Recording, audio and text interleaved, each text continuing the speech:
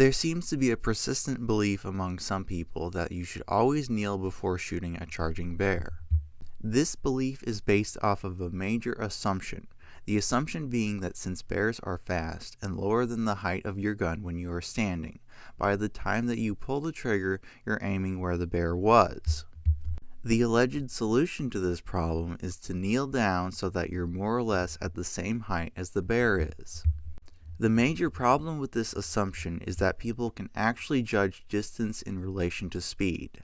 Grizzlies can run at you at about 35 miles per hour, and when you are driving at 35 miles per hour, you can easily judge at what moment to turn onto an off-ramp. That off-ramp is coming at you at the same speed a grizzly is. People will act like it gets harder and harder to hit the bear the closer it gets due to the difference in height between you and the bear, as this increasingly changes the shooting angle. In actuality, the closer the bear gets, the easier it is to hit it because it keeps getting bigger.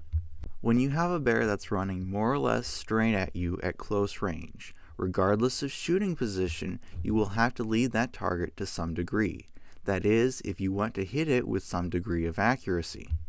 In comparison, it's much more difficult to hit a target that's moving across your field of view at the same speed. You have far less room for error in this situation.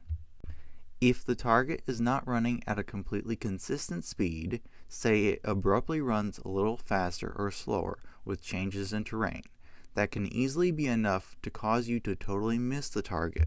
Learning to lead a charging bear can be practiced with a paper target moving at you rapidly. Most ranges don't have targets set up in this manner though. If you have your own shooting range, you can hang up a rope or cable like you would a moving clothesline. Then you can hang a light wooden frame holding a paper target on that cable. Then you can have a friend behind you pulling that target rapidly towards you while you shoot. I would also say that whitetails can run about the same speed grizzlies do, and if you're used to making accurate shots on running deer, then you're off to a great start. In conclusion, in a close-range bear charge, you need to avoid wasting precious seconds on things that are not a priority, like kneeling. Instead, you should focus on making good shots as quickly and accurately as you can. People will also say that bear spray is better than guns for various reasons. So I want to address such points in a balanced and accurate way. I am not going to talk about the statistics for bear spray and firearm use because I've already done that at length in previous videos. There are no studies that directly and fairly compare firearm use to bear spray use. If the goal is to have the bear immediately stop and run away, bear spray seems to be less effective at getting this response than rubber slugs do. Rubber slugs hurt more than bear spray does, and they have a greater range. I believe that 38mm baton rounds are even more effective as a non-lethal option, but those are not common for legal reasons. The first concern people may have is that you can inflict serious and lethal wounds on a bear, and depending on the distance, it may still get to you and maul you before it dies. The following story is an example of just this happening. Dr. Penrose was hunting and shot a bear. What he did not know at this time was that it was a very large bear cub, and that the mother was still nearby. He heard the mother bear charging from behind him, shot her twice with steel-jacketed Mauser bullets, loaded his last bullet into the rifle, and fired again. All 3 rounds were well placed, yet she hit him with a paw and knocked him aside into a gulch. After giving him a thorough mauling, she fell dead at his feet. Even with bullets that were in all likelihood non-expanding military surplus ammunition, he still succeeded in killing the bear before she could kill him. Incapacitation through blood loss takes time, which is why I generally recommend shots that are not dependent on blood loss, like breaking shoulders or destroying the brain. Let's do a similar comparison with bear spray now. This was an incident in which EPA-approved bear spray was used against an angry bear and failed to immediately stop the bear, resulting in 2 injured victims. A bear saw and attacked Matt and Tracy. Due to Matt's fumbling and the bear spray holster, he could not get out the bear spray right away. So when he did get a chance to use it, the bear was only about 2 feet away. However, the bear did not show any signs that it was being affected, despite the fact that its head was coated orange with the bear spray. The important thing to understand is that other people in the area had deterred the same bear previously with much less bear spray. Now, this bear actually did become incapacitated from the bear spray.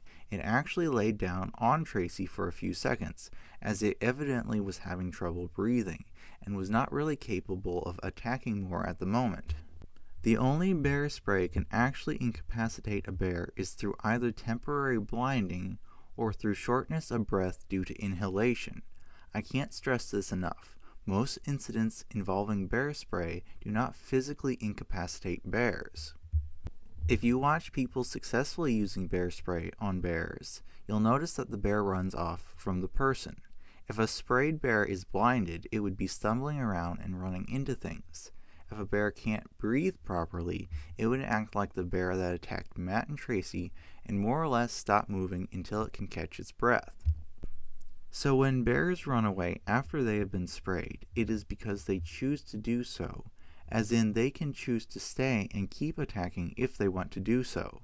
The pain of bear spray or rubber slugs or bullets cause a psychological reaction, which is why bears generally run away when they are being shot with rubber slugs during hazing, just like how they run away when a bullet inflicts a lethal wound on them during hunting season. So with the evidence we have, it's safe to say that the bear that attacked Matt and Tracy was more determined to attack them than with its previous encounter with humans, when it was more easily deterred with bear spray. So physical incapacitation through shortness of breath is not immediate, just like how incapacitation through blood loss is not immediate. With a weapon and good shot placement, you can have either immediate or eventual incapacitation as a guarantee depending on where you shoot the bear. Bear spray does not have the guarantee of eventual incapacitation, and neither do guns if you fail to hit anything important. There is also the concern about just wounding the bear and making it more angry. The reason why this is generally a concern with firearms is because gunshot wounds hurt more than bear spray. That doesn't mean that guns are inherently counterproductive. It does mean, though, that if a particular bear is getting angrier in response to pain, the more painful tool gets a stronger reaction. So, poor shot placement is actually what is counterproductive in this situation, as you can physically stop the bear with better hits. Bear spray, in comparison, can be mostly ignored by the bear. Also, when we talk about wounded bears, we need to put things into a bit of context. If bears are being annoying and doing things we don't like, people will shoot them with rubber slugs and plastic slugs to get the message across that they should leave immediately. Sometimes plastic slugs will penetrate into the flesh of the bear and wound it, yet that bear doesn't automatically go around seeking vengeance on every human it sees. All it knows in that moment is that it's been hurt and wants to go away from the person that's shooting plastic slugs at it. To illustrate this point with specific details, a plastic slug under the right circumstances may penetrate 4 inches into a bear, leaving a roughly 3/4 inch wide hole. Worrying about wounding the bear doesn't make much sense to me, because if it's already mauling you or about to maul you, it's already angry. So in a sense, it doesn't matter how angry the bear really is, because the solution is still the same. Keep shooting until the bear is dead. And bears have stopped mauling people because they were wounded with handgun rounds. One of these cases I mentioned in this very video. The alternative option is to use bear spray, and if that doesn't work, you just have to play dead and accept the fact that you're going to be mauled for a while. That is, if it's not a predatory attack, which is by far the leading cause of fatalities in black bear attacks. In that case, you're going to wish you had brought a gun, because if you run out of bear spray, which doesn't take long, your options become very limited.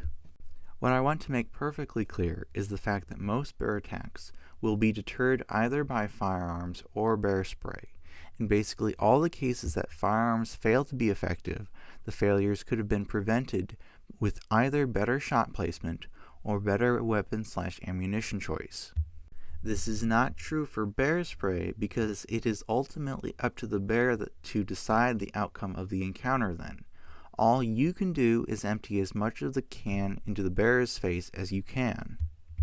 If the bear is too close for you to draw your spray or weapon in time, or you were not paying attention to your surroundings, you can hardly blame the tool that was left in its holster for the outcome. There is the point of skill and ease of use. Both firearms and bear spray are easy to use, that is, if you treat them equally. However, accurate shooting requires skill, and emptying a can of bear spray doesn't. People like to make this point a big deal, and it's not. You can, in fact, learn firearms safety and become proficient with a gun with practice. It's not really that difficult. People will use faulty logic, however, to say that guns are basically useless in specific situations. In the first case, Wild concluded that guns were not useful for bear defense because he didn't have the time to reach the shotgun at his feet as a sow bluff charged him. The same logic would apply to bear spray if he happened to have left that at his feet instead.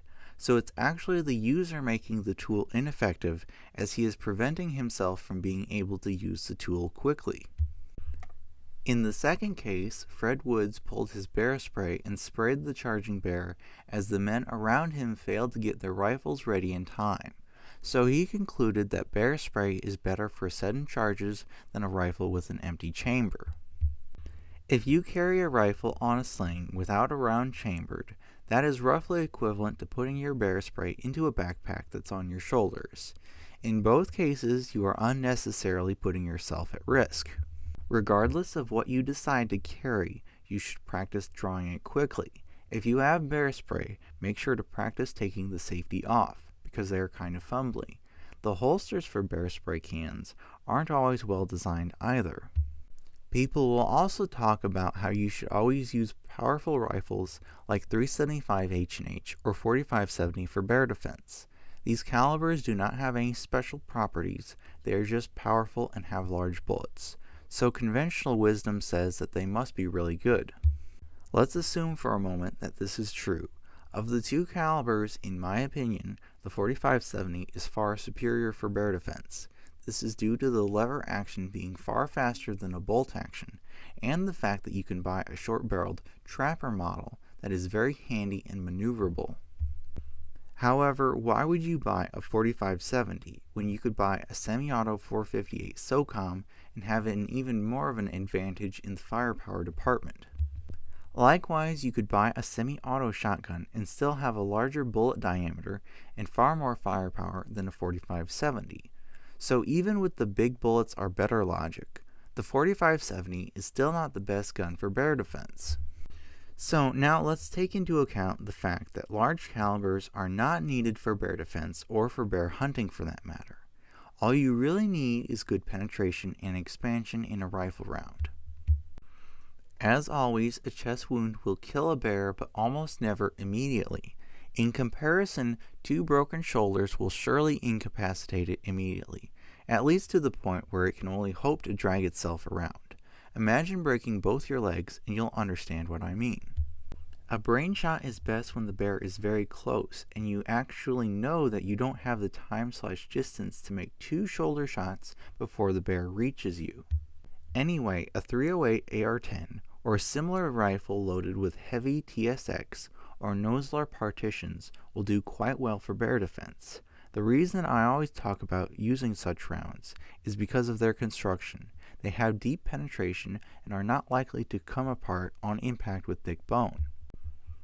People will also try to tell you that larger bullet diameter or more momentum is what gives these calibers special properties. It's pretty clear that that's not the case though, as a non-expanding 458 Win Mag that has superior energy, momentum, and sectional density can still be inferior in penetration to a 375 H&H that lacks all of those things. This goes both for elephant skulls and wood boards, as I described in my African game series of videos. This happens because a smaller bullet diameter encounters less resistance, giving deeper penetration. Clearly, larger diameter bullets are not inherently better. Maybe you want an example that is specifically about bears though.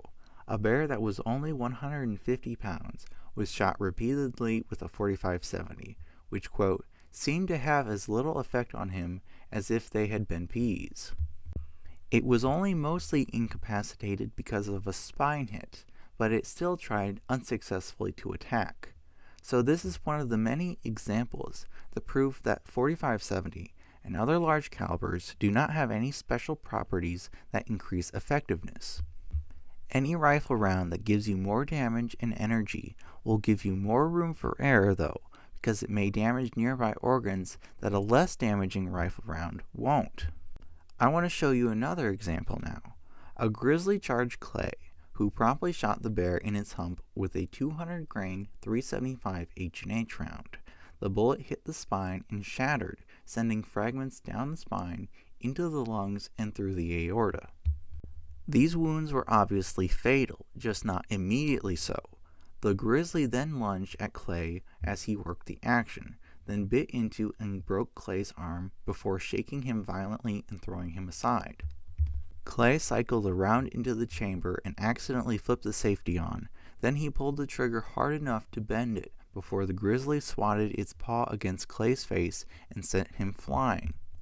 Clay's face had been badly torn apart, an eyeball and his nose dangled down. The bear was roughly found a few hundred yards away, and Clay survived to tell the tale. So the bullet failed and came apart, and just because it was a big powerful cartridge did not mean it was effective enough to incapacitate the bear and prevent injury. Energy and bullet diameter does not guarantee effectiveness. It was not mentioned what bullet Clay used, but with a little deduction, I believe it could only be the 200 grain flat-nosed soft point round made by Sierra Bullets. This bullet is specifically made for the 375 Winchester, not the 375 H&H. On Sierra's website, they explicitly say that it will overexpand at higher velocities, so I'm not at all surprised that it fragmented at high velocity at short range. This bullet was never intended to be used in this manner, and I'd say that this is entirely the problem of the user. This is a perfect example of how it's not the diameter of the bullet or the energy of the cartridge that guarantees good performance. Generally, it's the kind of bullet you use and how it's constructed that guarantees good performance. If he had used a 375 H&H heavy partition or TSX bullet loaded at moderate velocity, he would have undoubtedly had much better performance, and it probably would have broken the spine and physically incapacitated the bear. In comparison, a 35 Remington soft-point bullet can give far better results on bone. Keep in mind that this bullet has far less energy than a 375 H&H. They didn't mention exactly what kind of bullet it was, but it probably had less than 2,000 foot-pounds of energy. Anyway, this soft point went right through the shoulder of a grizzly and caused her to fall down. It also fractured the right humerus before blowing an inch-wide hole into her chest cavity and depositing its fragments into the lung. Since this bullet fragmented after hitting bone, it technically did fail. However, it succeeded in breaking bone and inflicting damage beyond the vitals after the bone, which made this round far better than the 375 H&H that was used before. The 35 Remington also has far less momentum than the 375 round used before, so this also disproves the idea that momentum is what gives a bullet its effectiveness. I should also say that some people will use bullets that do fragment for bear hunting and have success in doing so. This is really where we would draw the line between bear defense and bear hunting. Let's say you usually hunt bears in wide open areas and at somewhat longer range, and you've built your rifle around this. I'm using this as an example to illustrate a point, by the way. A rifle and bullet selection intended for longer ranges favors higher velocity, higher magnification, and bullets that readily expand at even low velocity. The reasons for this is obvious. When you have a low velocity cartridge like a 4570 and a bullet that has deep penetration but little expansion, at longer ranges that bullet may not expand at all upon impact. And with the trajectory and wind resistance of a 4570, your ability to make a shot on an animal at longer ranges becomes quite questionable. Long range is a relative term, of course. And we also have to keep in mind that all of the things that are good for long range are disadvantages for close range bear defense. A bullet that has good expansion at longer range, like a Hornady ELDX bullet, may entirely fragment at close range, especially if you have a light, high-velocity bullet impacting thick bone.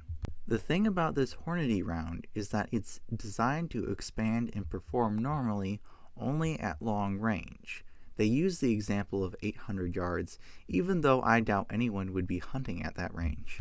But at closer ranges, the bullet has what they call continuous expansion, which means as the impact velocity increases, expansion can increase to the point that the bullet fails and comes apart. Fragmentation can be acceptable to a degree for some hunters, as you can pick your shot and put a bullet through the ribs and into the lungs. If the bear doesn't have any idea where you are, or if you're safe all the way up in a tree stand, this can work fine. Bear defense is a different story, as any kind of fragmentation should be avoided because it can cause the bullet to fail to penetrate through bone, as Clay's bear attack demonstrated. But a rifle is not the only option for bear defense. A shotgun loaded with hard-cast lead buckshot increases your chances of hitting the small brain of a rapidly charging bear. Regular double-aught lead buckshot and even copper-plated lead buckshot are not optimal for bear defense in my opinion. Unless at close range, they have questionable penetration through bone, that includes the skull. I should also say that a single pellet of buckshot has little to no chance of breaking a bear's shoulder. In comparison, a full load of buckshot, or better yet a slug at close range, gives you far better chances of breaking a shoulder. I used to recommend Brennecke's, and they are still obviously good, but now I believe Challenger slugs are the best. All these things are good to know, but it really doesn't help you if you can't find such ammunition being sold anywhere. No one even commercially loads hard lead buckshot. So I think I should cover the use of less than ideal ammunition.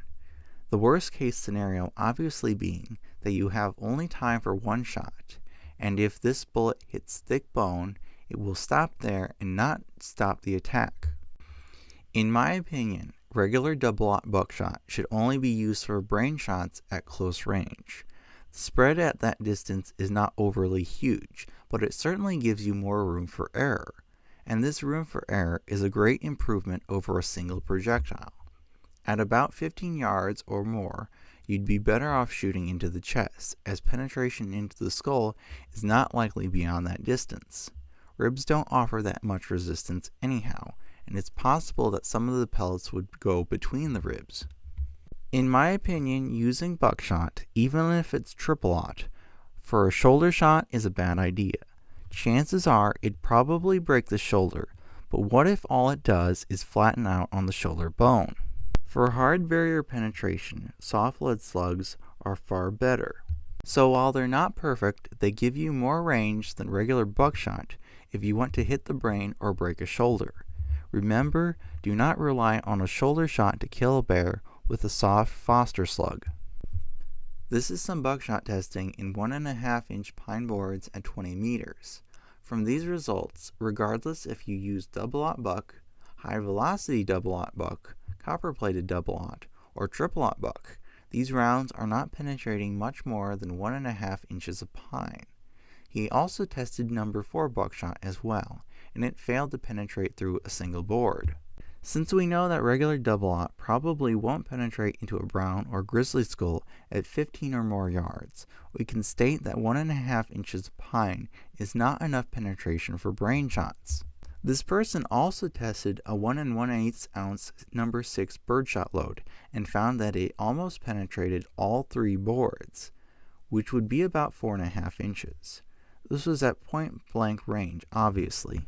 So judging from this penetration test and tests done on the heads of yearling steers mentioned in another video, it's safe to assume that at point blank range, birdshot probably actually could penetrate into the skull of a bear. I would treat number 4 buckshot just like birdshot in this manner because its penetration is questionable a lot of the time, even on human-sized creatures. You should do everything you can to avoid being put in a situation where you only have birdshot to defend yourself. because it may only have an effective range of a few yards. That's about the distance where birdshot acts more or less like a single projectile. One person managed to shoot and kill a bear at point-blank range, and he found that the wad from his birdshot round had actually penetrated 2 inches into the flesh of the bear's neck. The neck is more physically vulnerable than the skull, but since bears generally charge with their heads low, there's not much neck exposed. So a neck shot, in my opinion, is more luck than anything else. I don't know of any statistics about the use of birdshot for bear defense off the top of my head, but I'd say your chance of survival is very low at that point. Now for handguns. 357 Magnums, 41 Magnums, and 44 Magnums, loaded with jacketed soft points, have all been proven to be capable and effective for hunting black bears, and in my video about jacketed soft points for bear defense, I describe how jacketed soft points are preferred over hard lead rounds because of their better ability to break bone. I should also say if you decide to use a 44 or 357 Magnum with jacketed soft points, while they will have good penetration through flesh, they will probably stop in the shoulder with shoulder shots, so you can just about imagine how much damage the shoulder will have when a 44 has put almost all of its energy into breaking the bone. Even a 22 hollow point from a rifle can break thick bone under the right circumstances. The person in this case was not impressed by the jacketed soft points because he was only concerned with having more penetration.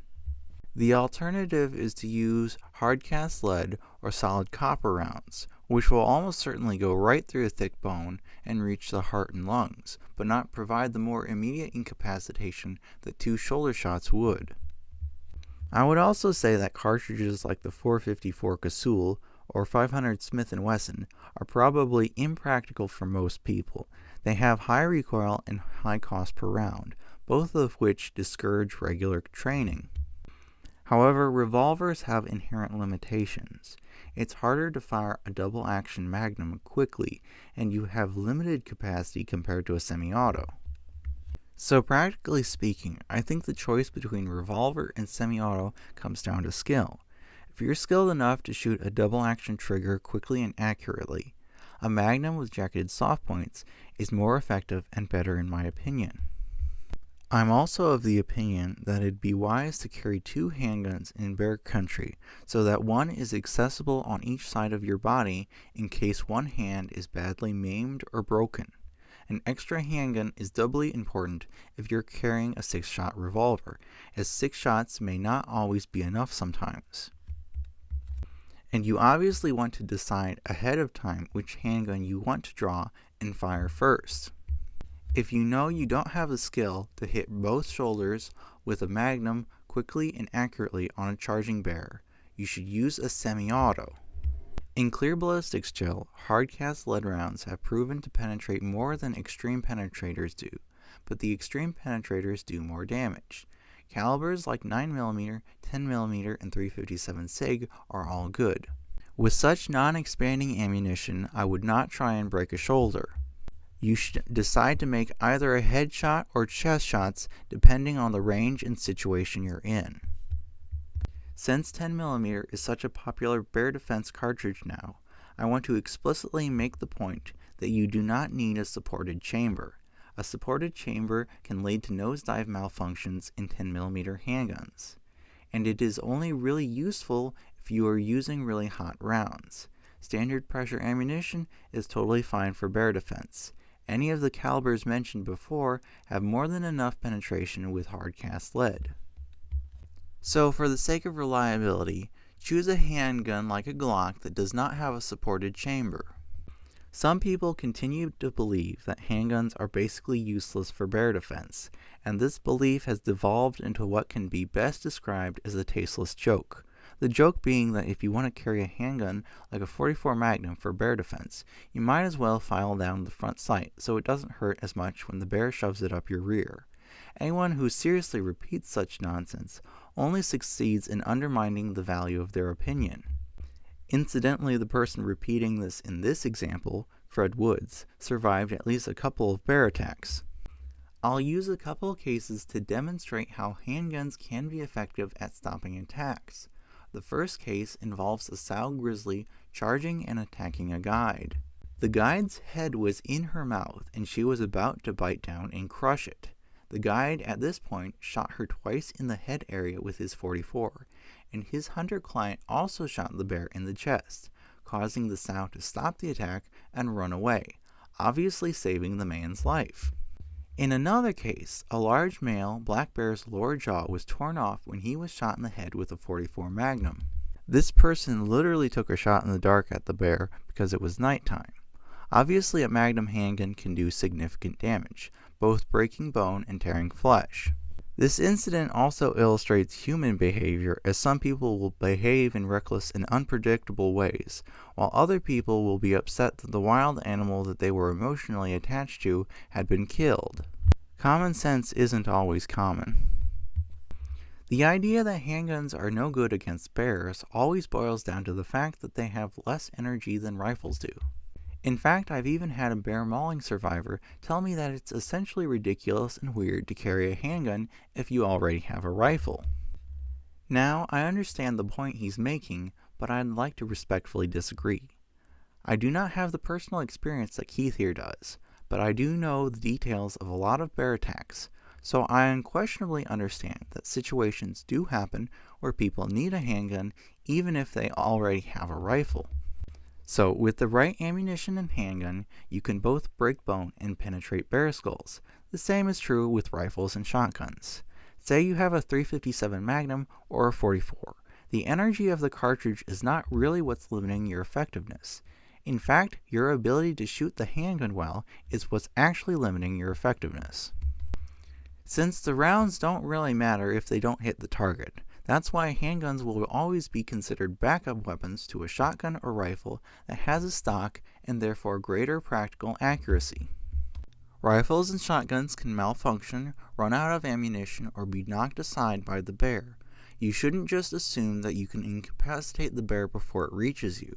You have to consider the fact that a rifle might get pinned against your body by the weight of the bear that's on you. You also have to keep in mind that the longer the barrel is on your handgun, the harder it will be to get it into a position that you can shoot the bear that's on top of you. So a 4 or 5 inch barrel is fine, but one that's 7 or 8 inches can be a disadvantage. This first case involved a man armed with a .45-70, and when he saw a grizzly, he intended to empty his rifle into it. However, his first shot was not good, and the second round of ammunition was faulty and jammed the rifle. The bullet was pushed too far into the casing, and there wasn't enough powder in the case anyway. Because he had no other means of defense, the only thing he could do was run to the nearest tree and climb it. Of course, he had to make the decision to drop his rifle in order to climb the tree. Obviously, in this situation, he would have been very happy to have a handgun, as the bear was waiting for him at the base of the tree. The only reason he got out of this situation was because he cut his coveralls apart in order to make a length of cord. Then he cut a tree limb to make a hook. With this makeshift tool, he could get a hold of his rifle that was lying at the base of the tree. And of course, when he got his rifle, he immediately fixed the problem and shot the bear in the head. Obviously, making sure your ammunition is good and reliable ahead of time can make the difference between life and death. This second case involved a man who was hunting bears. There were 4 bears nearby. He shot and killed the first one and assumed the others would run away. Instead of running away, all 3 decided to charge him. So he decided that he probably couldn't kill all of them in time and ran away, promptly climbing a tree.